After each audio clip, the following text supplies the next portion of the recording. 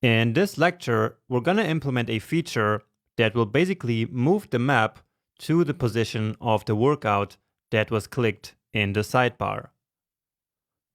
So the feature that I mean is this one. So when I click one of these, then as I said, the map will move to the position of that workout. And so this is a very nice touch to the user interface. And so let's now do that.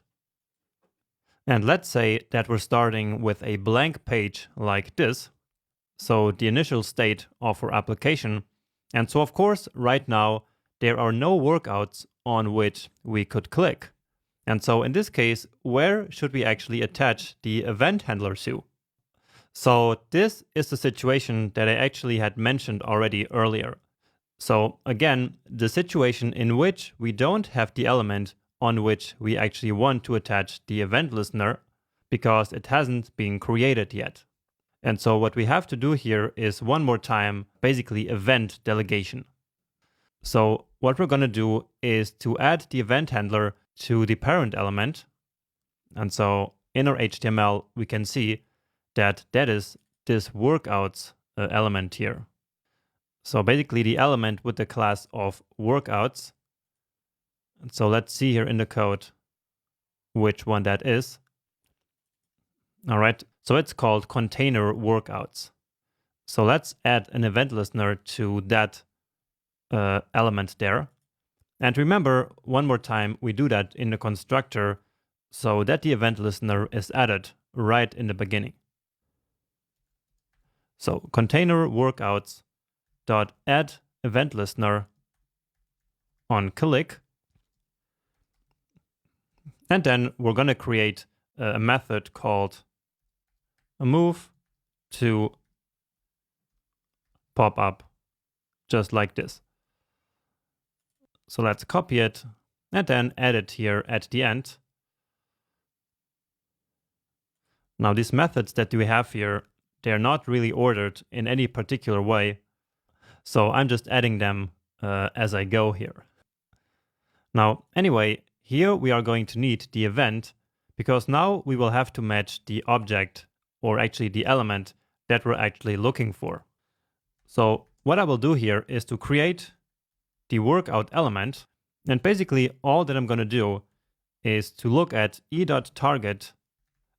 So that's the element that is actually clicked. And then I will look for the closest workout parent. So closest, which is again, essentially the opposite of a query selector.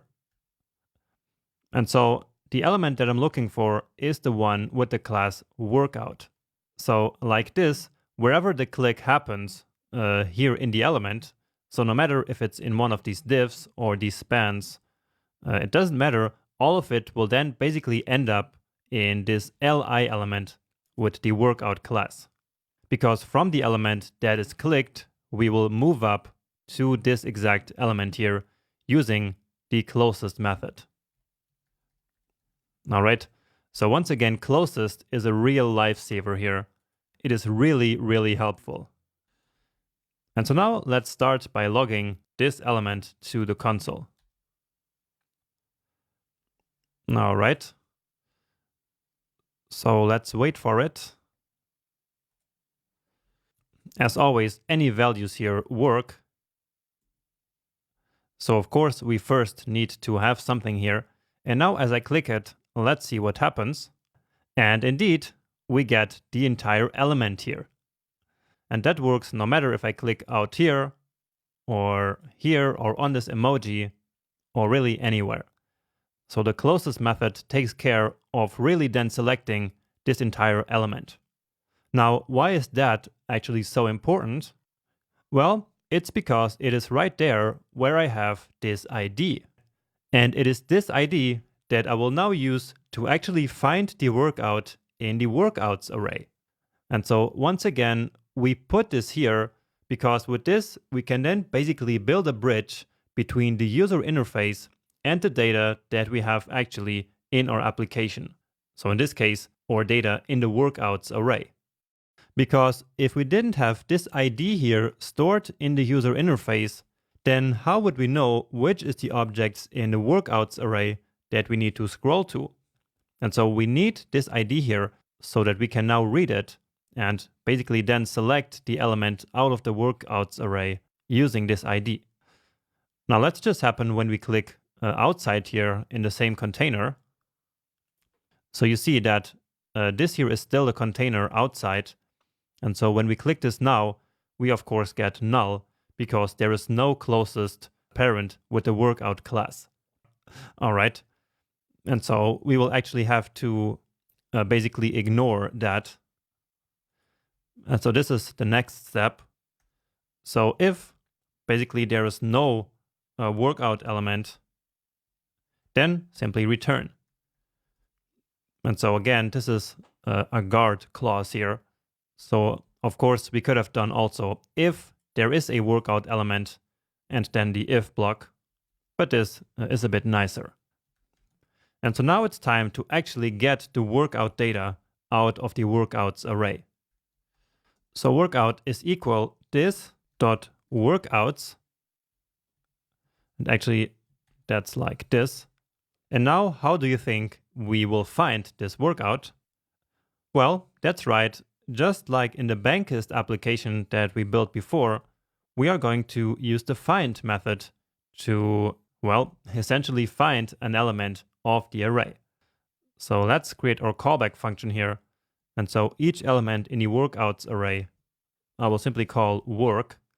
And then I want the one which has work.id equal to that ID that I just showed you before in the DOM. And so that's workout element dot dataset dot ID. So this is, again, nothing new at this point. We used this technique a couple of times before, but this is yet another really great use case of it. And so let's take a look now. If we are able to actually get the correct one. So any random data here works just fine. Then I'm going to click it. And now we get this same error that we already had before. And we actually could have predicted this already, couldn't we? Because remember that this method here is called by the addEventListener method. And so therefore the this keyword in here is not what we want it to be. So let's move up there. So to the place where we add the event listener. So right here. And so just like before, we need to bind the this keyword to actually make it correct. Right? So I already explained before why that is necessary. So let's just try again. Now I'm clicking it. And yeah, here it is actually. So you see that this one has exactly the same ID. Let's just add another one here.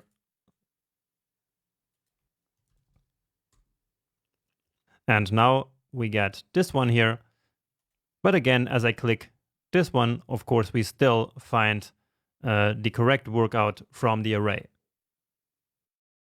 And so now we can basically take the coordinates from this element and then move the map to that position. So in Leaflet, there is actually a method to do exactly that. And the method is available on all map objects. So we can take our map object that we already have, which is this one, and then we can call the setView method. And I really encourage you to go check out the documentation of this one, but I'm not going to do that right now. So anyway, the setView method needs as a first argument the coordinates. And so that's at the workout dot coords. Then the second one is the zoom level. And the zoom level we actually have already used before somewhere. So I think where we first loaded the map, so right here. And so it would be a bad practice to simply repeat the same number here. And so instead, I will create another field here.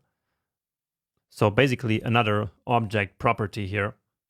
So that's going to be called map zoom level, let's say, and I will set it to 13.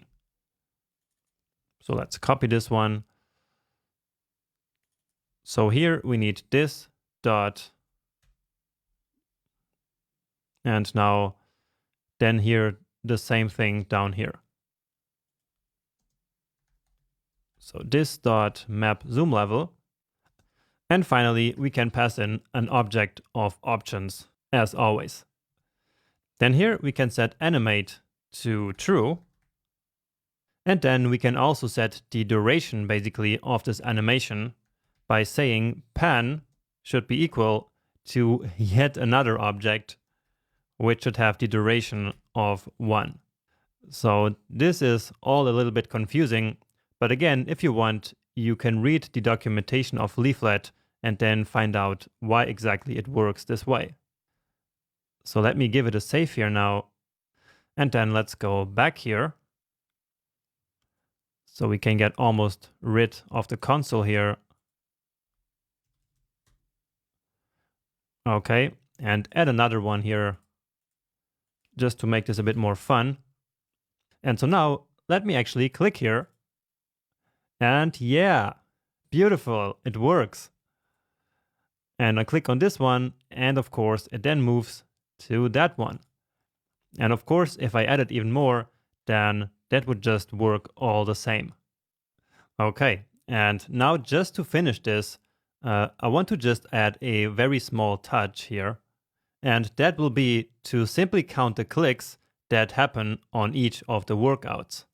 Now, I will not display that number anywhere or something like that. This is just to show you something basically.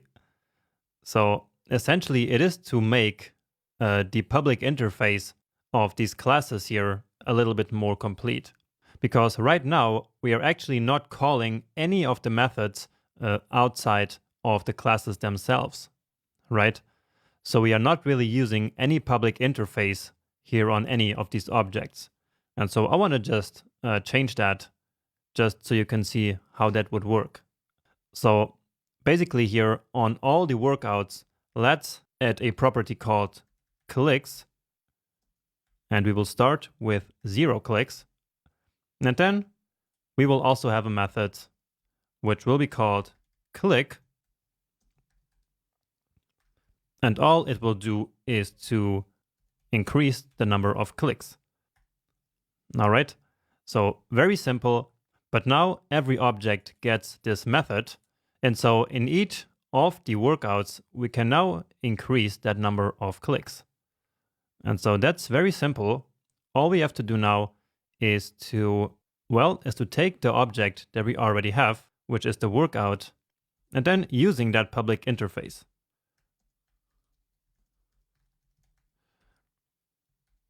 So that's just workout.click. And that's actually it. But let's just test this. And also, actually, this will be helpful to show you something else in the next video. All right. And so as I keep clicking here, the number of clicks should actually increase.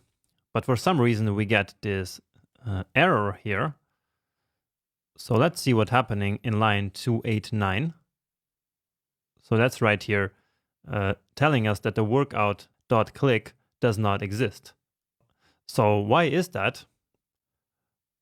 Well, let's take a look at the object here actually. And so in particular at the prototype. And so here, of course, click does not exist, but here it actually is. So indeed, here is the click method, and so the workout should have access to this method. So that is exactly what we learned in the previous section about the prototype chain and about how all of this actually works behind the scenes.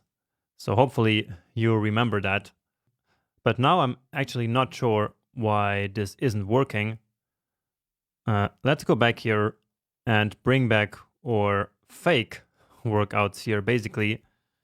So these ones, so we can play around with them in the console. So you see that both of them have the clicks set to 0.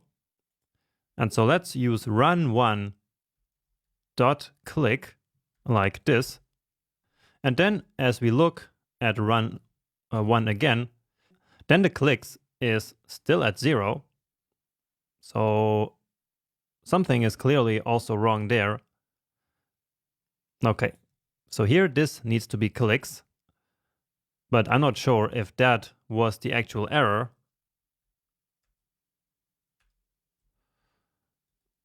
Okay, so now the clicks increased to 2 here. So let's now check adding something here and then clicking it. Okay, and you see that it moved there. Let's click again. Oh, and now it's actually working. So now the clicks indeed increased to 1. So great, that works just fine.